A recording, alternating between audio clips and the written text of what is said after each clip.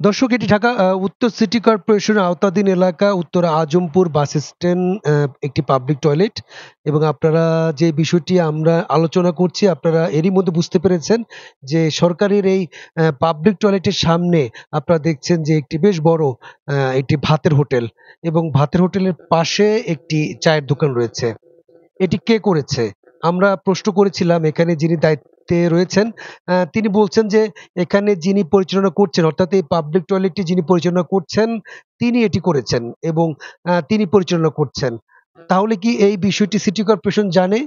City কর্পোরেশনের অঞ্চল ১ এর আওতাধীন এলাকায় কিন্তু এই পাবলিক টয়লেটটি এবং এই পাবলিক টয়লেটের সামনে জায়গাতে এই হোটেলটি। এবং সিটি কর্পোরেশনের সংশ্লিষ্টরা যদি জানেন, তাহলে এটার আয় ব্যয় কোথায় যাচ্ছে? এখানে যারা দায়িত্বপ্রাপ্ত রয়েছে, যিনি এটি পরিচালনা করছেন, তিনিও এখান থেকে যেমন আয় নিচ্ছেন, এই আয়ের ভাগ কি তাহলে সিটি কর্পোরেশনের টেবিলে, টেবিলে দিচ্ছেন? অর্থাৎ সিটি কর্পোরেশন অঞ্চল ১ এর যারা এই বিষয়টি দেখার কথা, তারা কি দেখছেন?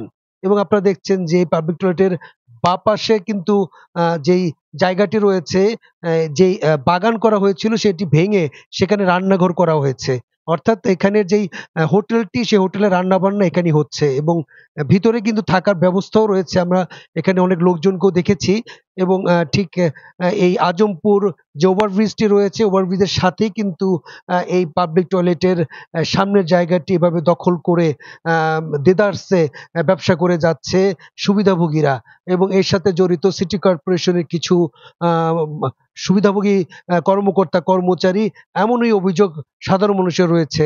এবং এই বিষয়টি দ্রুত পদক্ষেপ নেয়া এবং এই ধরনের পাবলিক টয়লেটটি সৌন্দর্য নষ্ট করে এই ধরনের অবৈধ স্থাপনা দ্রুত সরিয়ে ফেলার দাবি সাধারণ মানুষ জানাচ্ছে, এবং এর সাথে যারা সংশ্লিষ্ট রয়েছেন ও জড়িত রয়েছে তাদের ব্যাপারে ব্যবস্থা নেওয়ার কথা বলছেন।